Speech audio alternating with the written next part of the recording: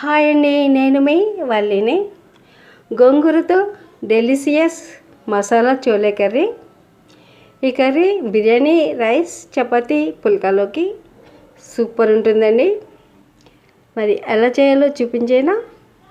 2 కట్టలు గోంగూరని ఆకులు మాత్రం తీసుకుని శుభ్రం చేసుకున్న తర్వాత మిక్సీ జార్లో వేసుకుని మెత్తగా మిక్సీ పట్టుకుని సైడ్కి పెట్టుకోవాలి.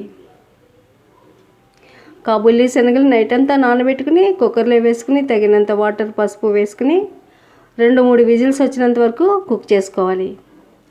స్టవ్ ఆన్ చేసుకుని పాన్ పెట్టుకుని హోల్ గరం మసాలా దినుసులు అన్నిటినీ వేసుకుని కొద్దిసేపు ఫ్రై చేసుకుని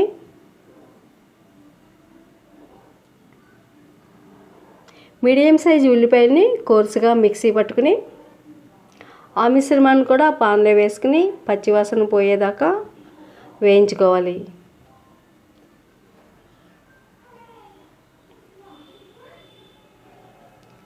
ఒక స్పూన్ అల్లం వెల్లుల్లి పేస్ట్ కూడా యాడ్ చేసుకుని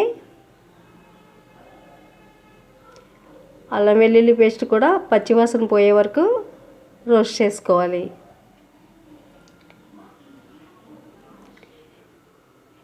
మీడియం సైజు టమాటాలు 3 కోర్సుగా మిక్సీ పట్టుకుని ఇప్పుడు ఆ మిశ్రమాన్ని కూడా పాన్లో వేసేసుకుని ఉల్లిపాయలతో పాటుగా మగ్గించుకోవాలి.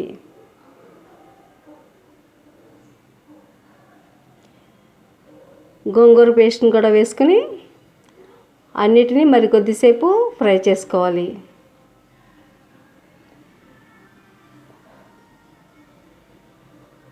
ఇలా దగ్గర పడినంత వరకు వేయించుకుని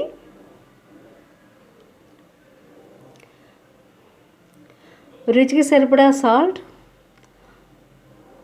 కారం 1/2 స్పూన్, 1/2 స్పూన్ పసుపు, ధనియాల పొడి 1 స్పూన్, గరం మసాలా 1/2 స్పూన్ వేసుకుని అంతా కలిసేలాగా మరొకసారి బాగా కలుపుకుని ముందుగానే ఉడికించి పెట్టుకున్న కాబూలీ శనగల్ని వాటర్ లేకుండా ఇలా మెత్తగా కుక్ చేసుకోవాలి.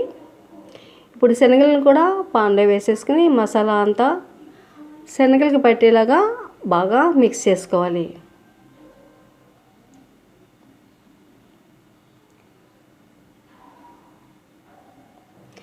కొద్దిసేపు లిడ్ కవర్ చేసి మగ్గనిస్తే ఫ్లేవర్స్ అన్నీ శనగలకి పడతాయి.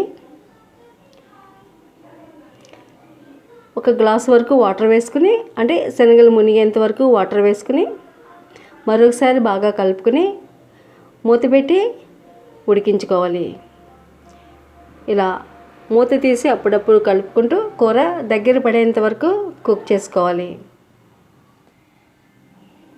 ఆల్మోస్ట్ కర్రీ రెడీ అయిపోయింది. గోంగూరతో మసాలా చోలే కర్రీ. చివరిగా కొత్తిమీర చల్లేసుకుంటే డెలిషియస్ గోంగూరతో మసాలా చోలే కర్రీ సర్వ్ చేయడానికి సిద్ధమైపోయింది.